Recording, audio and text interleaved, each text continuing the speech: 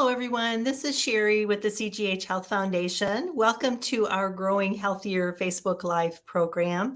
This educational series is sponsored by the CGH Health Foundation. And our Growing Healthier programs, we try to educate about important health topics, and it's an opportunity to introduce you to some of our providers as well. And our programs are hosted by Dr. Bill Bird, our Chief Medical Officer. This month is Colorectal Cancer Awareness Month, and so today Dr. Bird is going to be talking to Concha Sitter, who is a nurse practitioner in our gastroenterology department. And colorectal cancer has been in the news as more younger people are coming down with it. And so today Concha is going to be talking about symptoms, about screening guidelines, and also about new options for prepping for your colonoscopy. Before we move on to the program, I do want to remind you that it's not too late to make your donation to the Health Foundation's annual appeal. Our mission is pursuing healthier lives for people of the Sauk Valley. So we have many different initiatives that help to address areas where people are really needing assistance. And so we've done some great work in the last couple of years in addressing services and programs for people with dementia or their caregivers, mental health in the schools, and for our own patients with our Ways to Wellness program, our women's health program, Eyeglasses for Kids, the Prescott Dental Health Clinic. We fund many very important and health promoting programs in the community.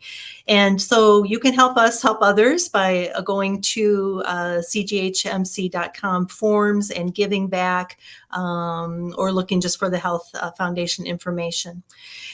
Before I turn it over to Dr. Bird, let me tell you about next month's program. Another ongoing issue is drug overdoses. And so next month, Dr. Coons will be joining Dr. Bird on April 18th at noon here on Facebook to talk about the opioid crisis, how to prevent addiction, drug misuse, etc. And so put that on your calendar. That will be at noon here on Facebook Live. And Dr. Bird, are you ready to get started with your talk with Concha? I would say I am, Sherry. Now, Sherry did give me some feedback and said I looked very washed out today. And I was like, I'm just having a bad day, Sherry. But I felt like I should have put some makeup on or something after that comment. But here I am.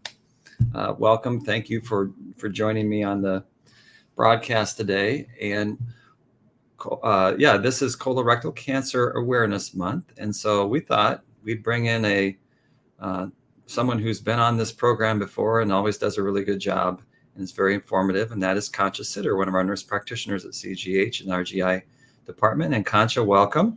Thank you. Happy to be here today. Very nice backdrop there with the flowers, Concha. I know it. Isn't that nice? One of my coworkers gave me those flowers. Oh, very nice. Yeah. You didn't get a washout comment when you came on, did you? No, but it's a little dark in here, but with the shades being shut. So. All right.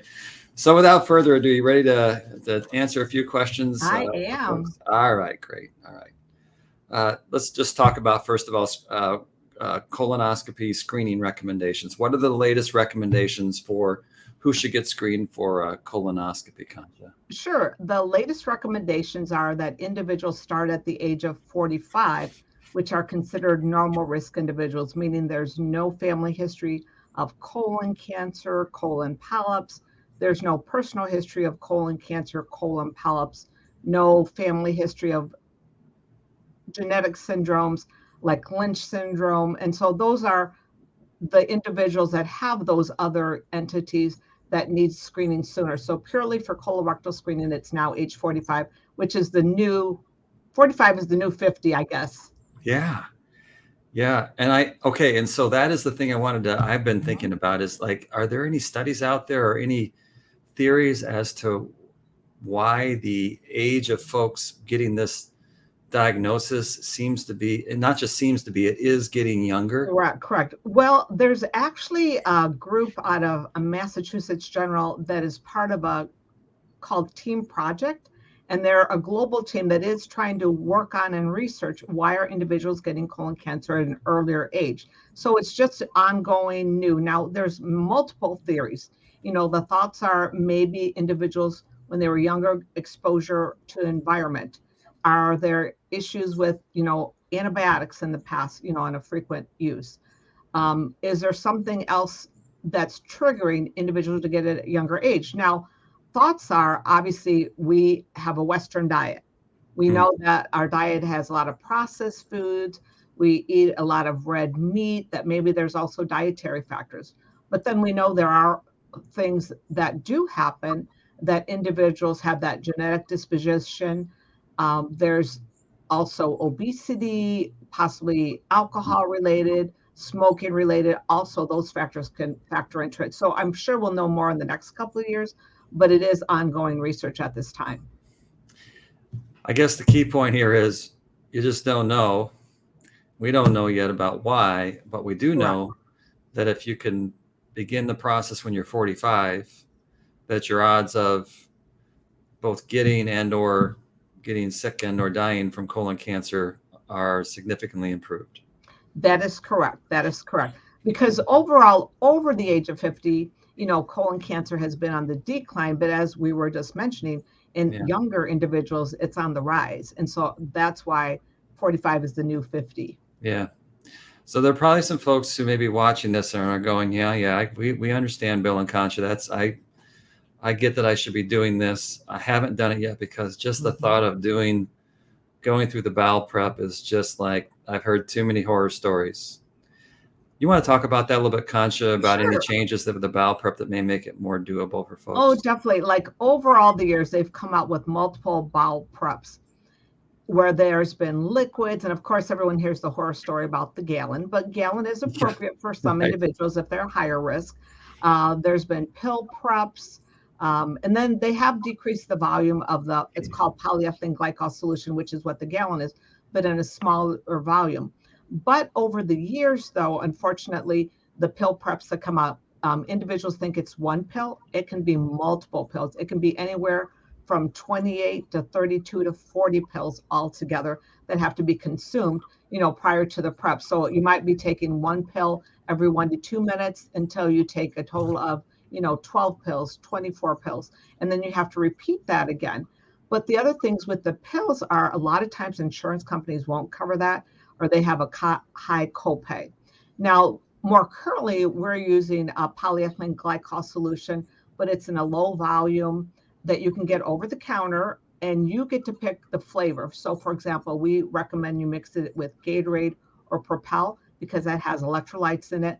But for example, if you pick a cherry flavor, it's going to taste like cherries. If you pick a grape flavor, it's going to taste like grapes. Or blue, it's going to taste like blue Gatorade, or whatever you mix it in. So that's the nice thing about that. And you could even mix it in apple juice. It'll taste like apple juice or orange juice, as long as there's no pulp in there. So you are kind of the driver of your flavor. So usually that's the prep we're more commonly using at this point. Yes, and polyethylene glycol is Miralax for those who might happen to see it or hear about that. That's what that product is. And I've done both bowel preps. I've done the old-fashioned gallon jug, and then I've done this polyethylene glycol one, and big difference. It's a huge difference. And patients, right. Patients will come back. Maybe they've done a prior prep, a gallon, or maybe some of the older preps, because some of the preps have changed over the years, and they got removed from the market. And so patients will say, I had X, and then they did the polyethylene glycol, the Miralax, and said, oh, it was a huge difference. And most patients tolerate it very well because, like I said, as long as you're the person choosing your flavor, then you seem to do better with it. Yeah. So anyhow, just for folks who are going through the process, granted, it still takes some time, and you're obviously using the bathroom quite a bit. But what you take in is much more tolerable for you than the old way of doing it. Correct. And the other thing I think the question comes up is before, because most individuals obviously prefer to take it all in one dose, the evening before, but studies have shown it's better. And that's why all the preps generally are split dose, where you do half the evening before and then half the morning of. The colon gets cleaned out better, because otherwise on the right side, a film would start building up. So they may not get as well visualization of it's called the cecum. So it's better to do split dosing to have, good visualization of the colon. So less likely that something would be missed. Yeah, exactly. If you're going to do it, you might as well make sure that the doctors can see everything really well. Correct, because you don't want to have something be missed and then have to repeat it again. Yeah. Hey, Concha, just if you could just spell out, like for patients who want to have a screening colonoscopy, just talk through the process for how they go about doing that. Oh, sure. The schedule for a screening colonoscopy, we have patients come to the office, they do a visit with one of the providers we have here in our department, and then they'll get scheduled. Now, the reason for that visit is because individuals are on medications generally for the most part. So there's medications that need to be held prior to the procedure. Maybe they're on blood thinners, so they need to be held for a certain duration, or maybe they're diabetic and we need to adjust insulin or diabetic medications because we'd rather have the person's blood sugar run a little higher than normal than have it run too low and have a hypoglycemic reaction. Or maybe an individual has like chronic kidney disease, they're on dialysis, so there's only certain preps for them, or maybe they have heart disease. So we want to make sure that they get the right prep, based on their health status, and also review the information so individuals know what to expect when they're going to have a colonoscopy done. Yeah, that makes sense. Good. All right. So let's say you and I have been talking here, and there's some folks that are still like, nope, not going to do it. Not going to do a colonoscopy. All right. So there are other options.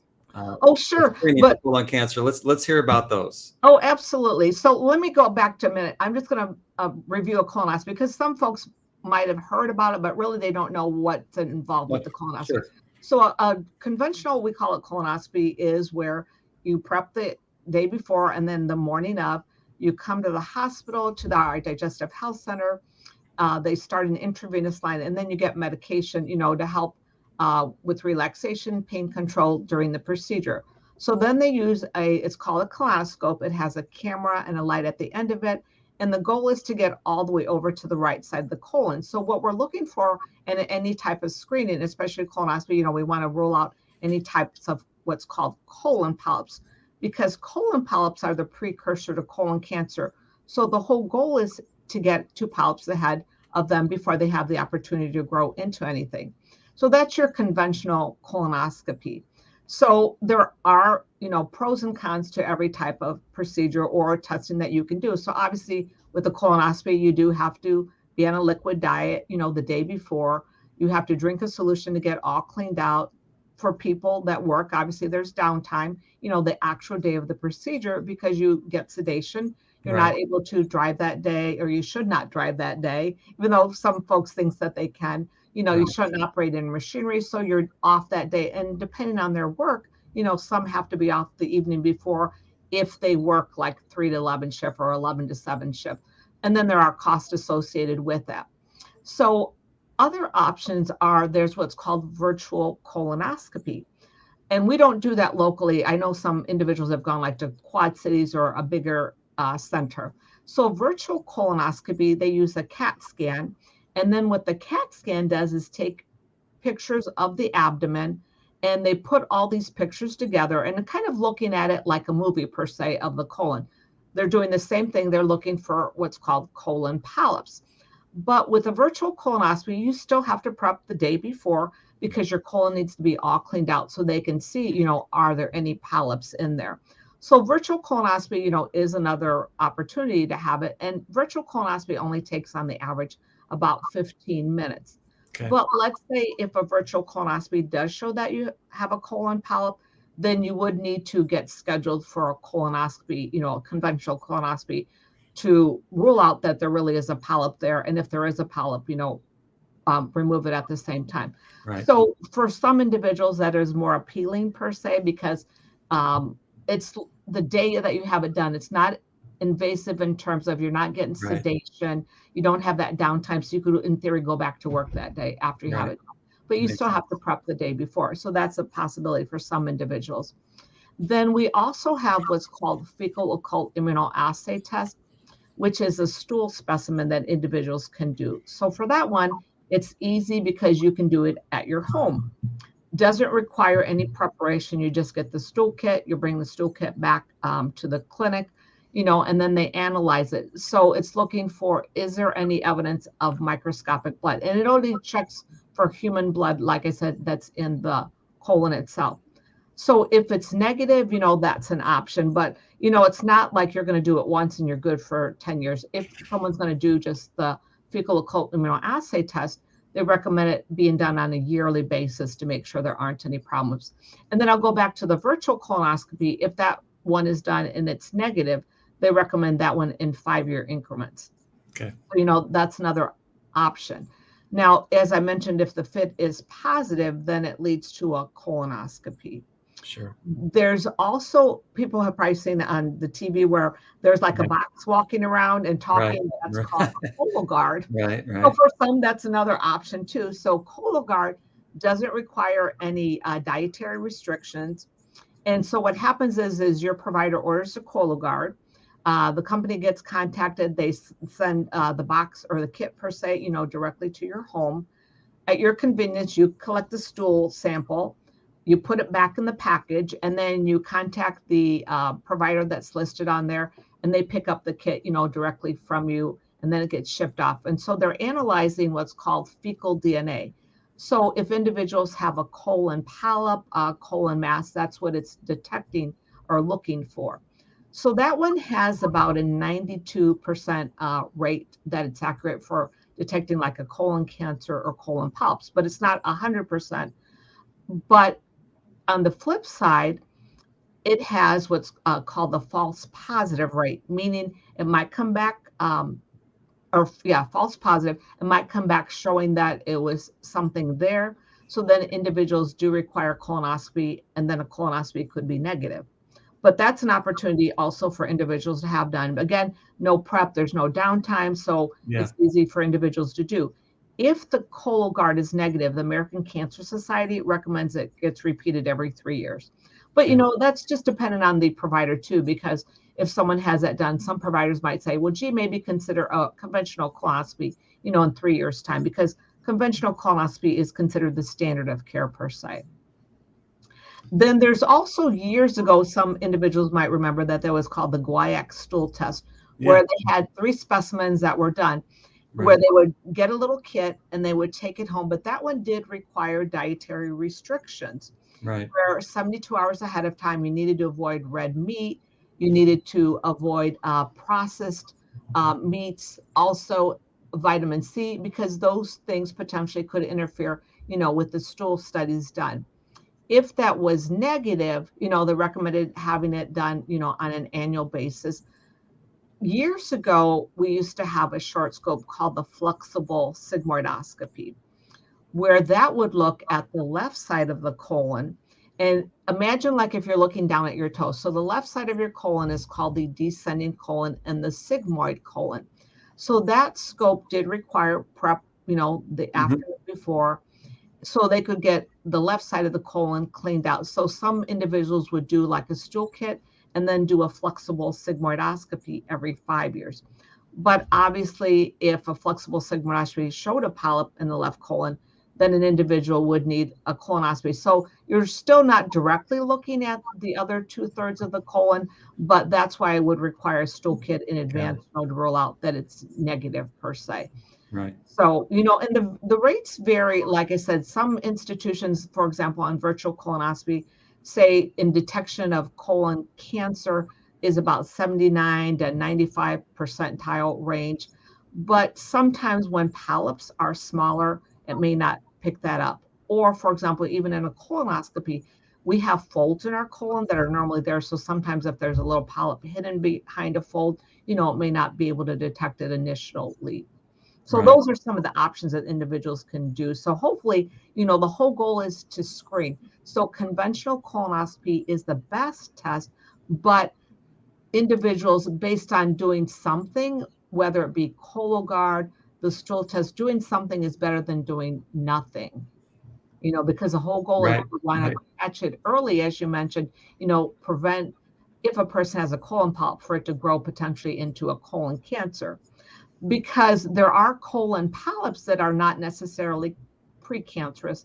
There are polyps that are called hyperplastic, and that just means that it's an excess growth of normal tissue, nothing to be concerned about. So if a person has a history of hyperplastic colon polyps, removed and they don't have a personal history of precancerous, which are called adenomatous, or no family history. If they do the colonoscopy, the nice thing about it is you only have to do it every 10 years. That's good. I know. Yeah. If you don't have polyps and you don't have a family history, good Mhm. deal. Let's see. Diana asked, what do you think about that question, Concha? Okay, so about the question, so Diana's question is, individuals over age 75 shouldn't have a colonoscopy. So most experts, again, we get back to purely if they're screening, no personal history of colon cancer, colon polyps, no history of inflammatory bowel disease like Crohn's disease and ulcerative colitis. Most individuals will quit screening between ages 75 and 80. That's purely just for screening. But individuals still can have testing done, after that age. For example, if they're having issues like abdominal pain, rectal bleeding, obviously, a change in bowel function, constipation, diarrhea, or maybe they've had a change in their stool caliber, because those are potentially, symptoms that we look for. Even for individuals that are not doing screening, those are reasons to go and seek medical attention, to have a colonoscopy done or consider having a colonoscopy done. But that was a good question. Now, if someone has a personal history of like precancerous types of polyps or a family history, then, experts will say, gee, consider screening or surveillance until age 80. But again, it's all dependent on the person's health status at that time, so it still could be completed if needed. Right. So what I'm hearing there is that once you get 75, then there's going to be some variables in terms of whether or not it makes sense to have a colonoscopy.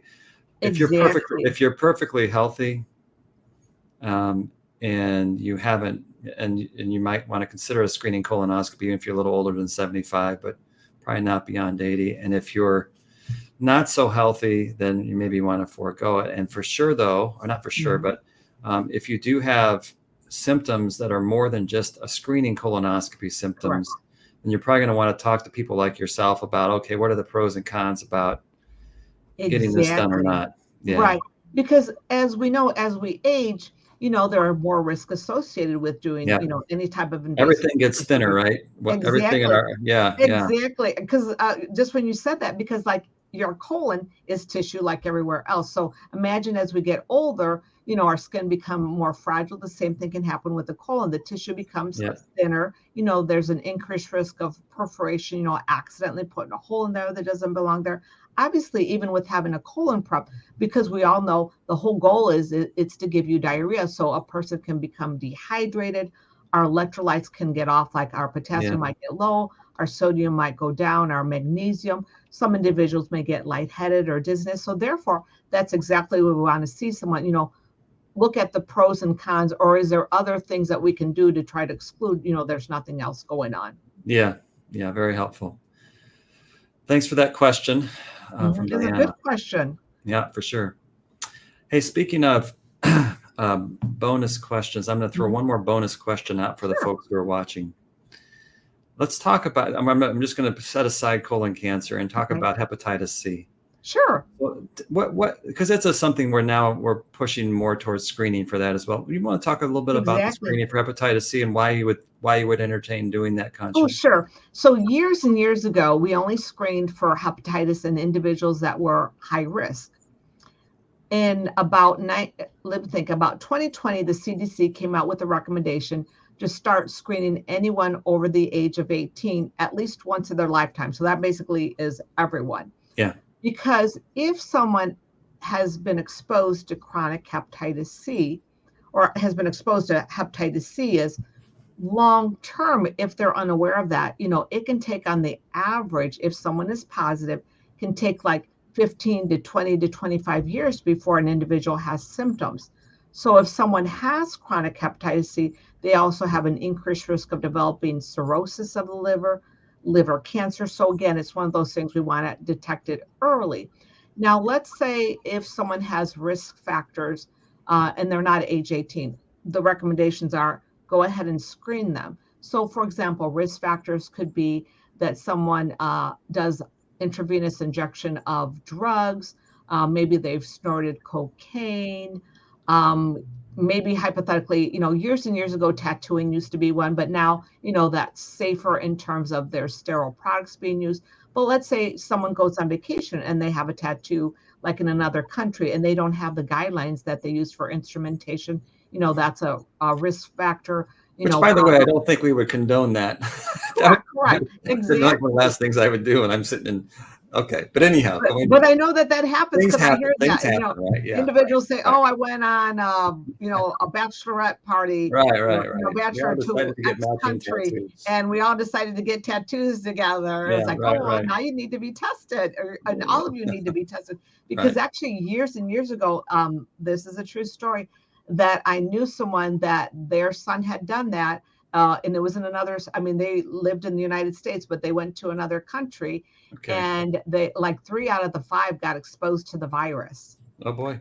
So yeah, that does happen. But like I said, less likely now. And then years ago, before 1992, blood was transfusions, individuals that received that product, blood was not tested prior to that. Now blood is tested, for that. But so those are some of the risk factors. So if someone has a risk factor, but they're a younger age, that certainly does not mean they have to wait until age 18. They should have the testing done. Or let's say if someone has risk factors and they still participate in those risk factors, they need it periodically, not just one time and they're negative and they're good. They still need it periodically. So let's say someone does have the blood test done and they're positive. So that means, they have exposure to the virus. But we don't know, do they have chronic hepatitis C? Or on rare occasions, some individuals are able to get rid of the virus on their own. About 10 to 15% are able to do that. So then there is a different blood test that gets done. It's called the HCV RNA. So then that detects, was a person able to get rid of the virus on their own, or do they have chronic disease? Obviously, if they have chronic disease, that starts another process that, they undergo evaluation and should be treated for that. Yeah, and I think the thing I wanted to add to that is the reason I think that that the medical community is recommending that screening is done is for Hep C is that there's actually something to do about it. So if you actually have Hep C, the treatments that are now available are very effective. Whereas Correct. I don't know what year that was, Concha, but at some point in time, before we had these really good treatments, you could screen for it, but you weren't going to. A lot of times it wasn't going to fix it. Right, because I'm going to date myself now. Years and years ago, when I started in 1988, if someone had hepatitis C, the treatment at that point was called interferon, and it was an injection an individual received 3 times a week. But it had major side effects that would describe, like they got hit by a truck. They were just so fatigued. They would spend like a majority of time in bed because they felt like they couldn't function. And chances of being successfully treated at that time was low. It was like 15 to 20%, And then over time, it was probably in about 1994, they came out with what's called pegylated interferon. So instead of getting an injection 3 times a week, an individual got an injection once a week. And most individuals, because based on the work schedule, would take the injection on Friday, still had side effects, but not as bad because it was once a week. And then they also took pills with that called ribavirin. So then it slowly got a better response, but it still wasn't that great. And then slowly over time, new products started coming out, year after year after year, to where we're to the point now that there's just pills available. And years ago, it was multiple pills. The nice thing about it, probably the 2 biggest products is it's just once a day. One of the products is 3 pills a day. The other product is 1 pill once a day. And before, treatment used to be like 24 weeks to 48 weeks. So you're talking a year. Well, now these oral medications, depending on which one is used, treatment on average is like 8 to 12 weeks. So very short time. And side effects are very minimal. So that's made a huge difference because patients are able to take the medication. They're able to comply with the medication, and that give themselves the biggest chance of being cured. And cure rates now with those medications are like in the 95 percentile, 95% plus, which is fantastic. Yeah, good. Yeah, I just want to take a few minutes to talk about that because that's one of those, we hear a lot more about colon cancer than we hear about Hep C, but it is still something that you actually can, if you check on it and you have it, you really can do something about it. So that's definitely. That's exactly be checked and, know that you don't have it, great. And then that's, that's one thing you've checked off your screening list per se. That's right. Mm-hmm. Oh, Rachel was asking how long.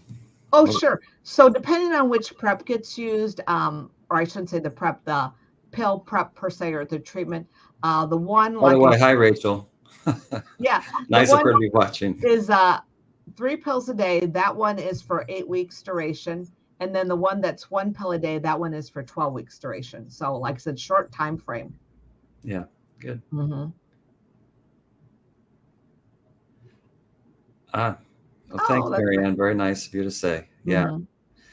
And speaking of still doing these, the folks in marketing were telling me that we started doing these Facebook Lives actually 4 years ago, to maybe not today, but like 4 years ago. So I'm glad that we're having these conversations now, talking about things other than COVID, because when we first started doing these, obviously the whole program was about everything COVID and what was going on with that. So it's nice to be in a different place now. That's for sure. Sure. And the nice thing about it too is the opportunity to educate, our fellow members of our community, because years ago when we used to do programs in person, it made it more difficult for individuals, to come to the hospital for the programs. And now, everyone has access, or most people have access to different social media, and they can review it in live Yeah. time. They can review it later on, and go back and even see prior ones. And it's all good information to know. Yeah, for sure. Well, hey, Concha, thank you so much as always. It was really good to have you here, really informative. And I'd encourage folks to, if you enjoyed this, just to share it with other folks so they can get this information to them as well. And yeah, thanks, marketing, for putting that out there too. So. All right. Well, thank you. Yeah, thank you, Concha. Appreciate it. All right. Oh, she was going to say have a good one, I think so. All right, we have just a few things we want to highlight before I sign off here. What do we have for everybody, Rebecca? Christy. Congratulations to Christy as Employee of the Month. Christy works in reception in our cardiology office. So known Christy for a long time. She does really good work. This is National Nutrition Month. So just that's something to keep in mind. I think this might be, speaking of which, there's our dietitians. So Carenza, Deb, who else do we have we wanted to show? Oh, yeah, Michelle, Ashley, and Deb. So congratulations to them. And then we have Certified Nurses Day, March 19th. So thank your certified nurse that you know on the 19th. And then it's Doctor's Day, March 30th. Okay. What else do we have? Oh yeah, this is a really nice feature we have at ReadyCare now. So you can actually kind of get in a virtual waiting line to know when your appointment is going to be at ReadyCare. So encourage you to utilize that if you need to go to ReadyCare to have something be looked at. And April blood drive. Yep, April 4th. And that is up north in where we have our pediatric rehab and our marketing department. So it's a little north of the hospital is where we do our blood drives. And as Sherry alluded to, next month I'm going to have Dr. Coons with me, and he's always informative and fun to talk with. And we're going to talk about a community opioid update. So please join us on April 18th. I think that's all we have for this week, or this month, I should say. So look forward to seeing all of you in April. And until then, thanks for tuning in. Bye.